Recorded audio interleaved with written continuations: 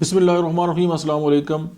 ورزش جو ہے اس سے ہمارا جسم ہے وہ مضبوط ہوتا ہے، لیکن اگر ہم مطالعہ کرتے ہیں تو اس سے ہمارا دماغ مضبوط ہوتا ہے۔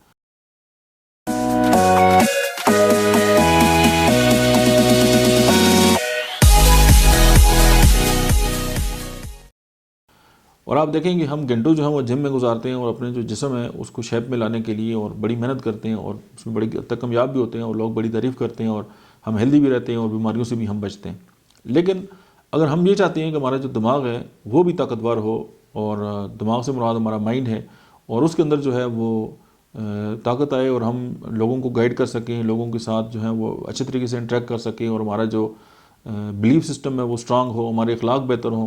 تو پھر یہ ہے کہ ہمیں مطالعے کی عادت ڈالنی پڑے گی۔ اور دنیا کے جتنے بھی کامیاب لوگ ہیں وہ سارے مطالعہ کرتے ہیں، اور مطالعہ جو ہے وہ ان کے اندر جو ہے، میں نے یہ بارہ یہ دیکھا ہے کہ وہ تمام لوگ جو کتابوں سے جڑے ہوتے ہیں وہ بڑے حساس طبیعت کے بھی ہوتے ہیں، اور وہ بڑے خوبصورت لوگ ہوتے ہیں، اور ان کا جو دل ہے وہ بہت خوبصورت ہوتا ہے، بڑے خوش اخلاق ہوتے ہیں۔ اور ظاہر ہے جب آپ کسی انسان کی لکھی ہوئی کتاب پڑھتے ہیں تو اس کی جو ساری زندگی کا تجربہ ہے وہ آپ کے پاس آتا ہے،